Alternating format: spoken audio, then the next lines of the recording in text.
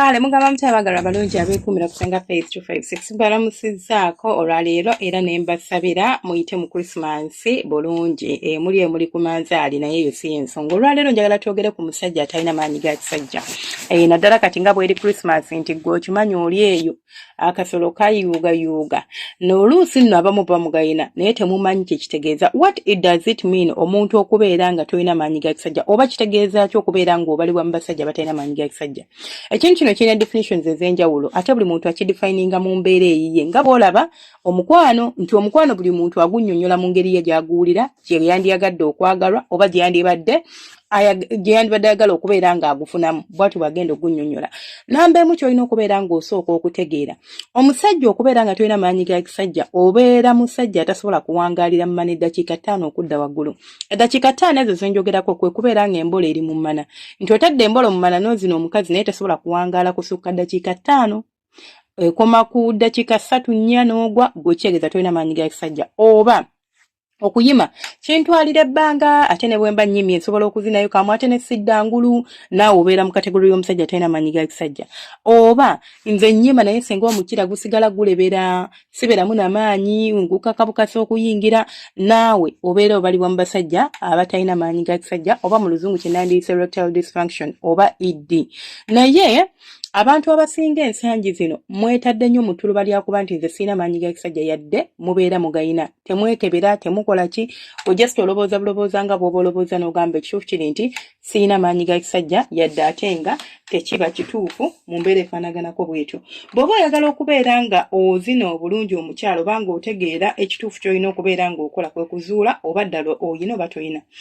Wotudda mu society eya bulijjo oba kati mu mbeera gye tutambuliramu, omuntu asobola okugamba nti sirina maanyi ga kisajja ng'asinziira ye ku bwe yandibadde ayagala okuba ng'azinamu emmana. Tinandibadde njagala kuzina emmana nga ngizinira essaawa 2 naye engeri gye ndi tesobola kutuweeza ssaawa 2 nga nzina omukazi. Akasolo weesanga kagudde, bwe weesanga nga kagudde omanyi ki ky'ogamba sirina maanyi ga kisajja kubanga owulira nti tosobola kuzina mmana past that time oba past ebbanga eryo. Kati ne weesanga nga gw'olobooza togayina kubanga tosobola satisfying nga mwagalwawo. Abamu oluusi ekizibu kiba ku mukyala.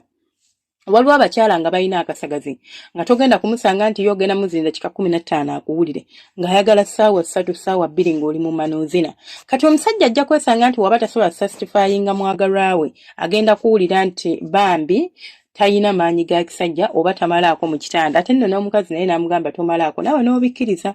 Abasinga wano mukoleddewo ensobi nnyingi nti obeera n'obulamu bwo nga buli okay nga sex life yandibadde better ng'oimprovinze na bukodyo, naye kubanga obwongo bumaze obufeedingamu kye sirina maanyi ga kisajja ogenda kwesanga nti ogenda mu bintu by'okubeera nti okozesa eddagala ly'oteetaaga. Eddagala lirina effect ku bulamu bwo. Kaabe Panadol alina effect gy'aleka emabega. Nze ndimira, I know what I'm talking about. Kalibe Ganda buli ddagala lirina side effect, lirina advantage ate lirina disadvantage. Kati bw'olina consuming eddagala lino ng'obadde tolyetaaga, omubiri gwo gugenda tandika okumanyiira eddagala eryo, naye ng'ate obadde tolyetaaga obadde bulungi weeyonoone. So mulekerawo okulobooza nti okubanga simanya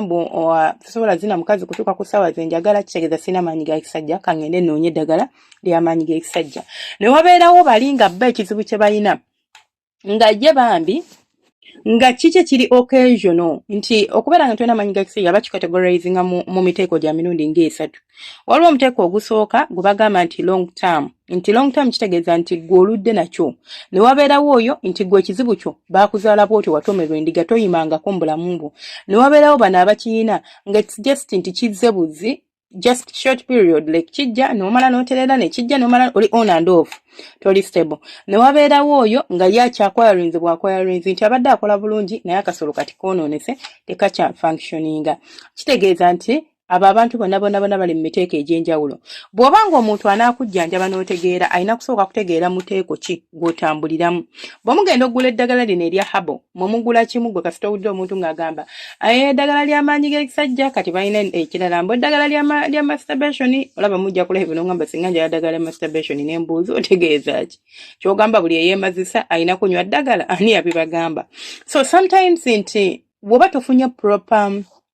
proper assistance oba okuyambibwa okutuufu eri omuntu omutuufu ogenda kwesanga nti gwe ekizibu kyo okikonya ate gy'okoma okulwa nakyo kikona gy'okoma okwagala okijjanjaba kigenda kubeera nti kikyasoboka kati ng'okonye kubanga ekizibu ekyo kikonye kiki ky'olina okukola nga ggwe omuntu sooka weezuule ngwa mu category ki kale nkizudde nti sisobola kuwangalira mu dakiika 5 kale nkizudde nti nsobola okuze naye ate ndi on and off obuzibu bwange buliwa abantu abasinga abeesanga nti nno nze senga omukazi ow'ewaka muzina bulungi ow'ewabweru bwe ntuuka ate munnange sobola dde okumalako rawundi esooka senga nze omukazi ow'ewaka sisobola muzina yadde rawundi esooka nengimalako bulungi naye bwe ngenda ebweru nsobola okuzina wamma nange nenneetya ekizibu kyo si kyakuba nti olina maanyi ga kisajja ekizibu kyo kigwa mu miteeko ebiri it is either psychological oba spiritual abakazi babakwatamu kabeewa ebbali nakukwatamu ng'agamba kagende eyo abeere eyo ng'afeenya bufenyi abala it's just psychological it's just mental obwongo bwono tebumwagala kati oyina excitement endala gy'ofuna ebweru olaba ontaku exciting nga takukyamula kyova olaba kayima naye tekasobola kuwangaaliramu naye kati awo ng'otandika okupanikinga sina maanyi ga kisajja sina naye ng'ate ebweru okola bulungi era nga tonywedde eddagala ng'onoonya eddagala kitegeeza gwe ate teweetaaga ddagala weetaaga kwezuula bwe kiba psychological omanye ntandisa nti okuddamu okwagala mukyala wange nembeera nga mpafominga bulungi abamu abagaana okupafominga ebweru ewaka opafominga bulungi naye ng'ebweru topafominga it is just anxiety ne guiltness nti otuukayo n'otandika ogana naye lwaki nyenda biki ka guiltness ako kasaka settinga in akasolo tekagenda functioninga nga bw'oyagala okufunctioninga akasolo ako okuba nga kakola nga bw'oyagala kakole olina okubeera ng'oli mu relaxed state olina okubeera nga toyina bye weeraliikirira toyina stress toyina ki kati bano abantu abalala bakyakoyarenga obwakoyarenzi asobola okubeera nga it's just hormone imbalance it's just stress anxiety depression ebintu ebya bulijjo nga bye bikusumbuwa nga ggwe oba si kyo infection nabyo bisobola okusumbuwa n'omukazi yennyini asobola okuba nga akunyiiza abowa mu buliri nabyo biyinza okuba nga byaffectinga embeera eyo nti luli eri wali wakamufuna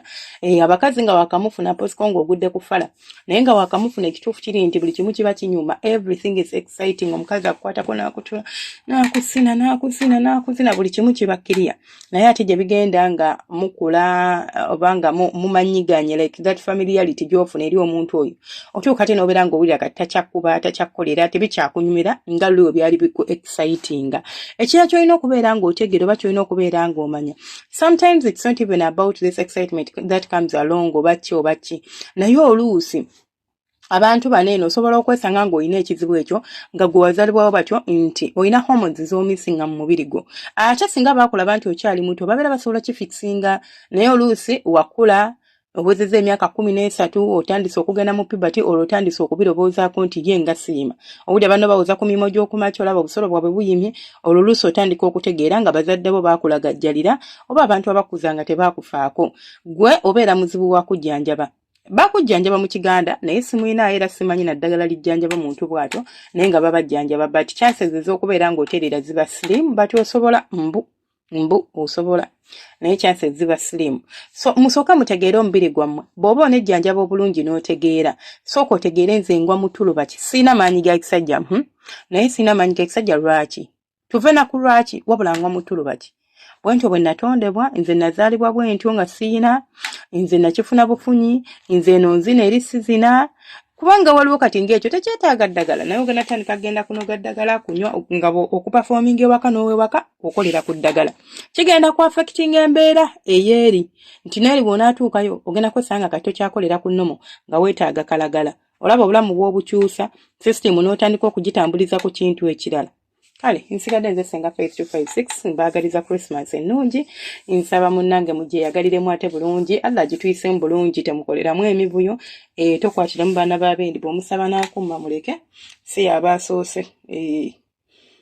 kitegeera ate temwekya wakati waliwo be bagenda okukyawako Christmas kale be bakyaye mbasaassiddeko temufaayo you are not alone ffenna tetuli bulungi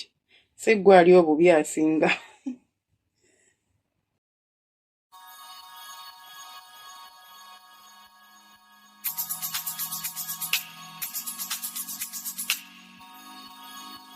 Yeah.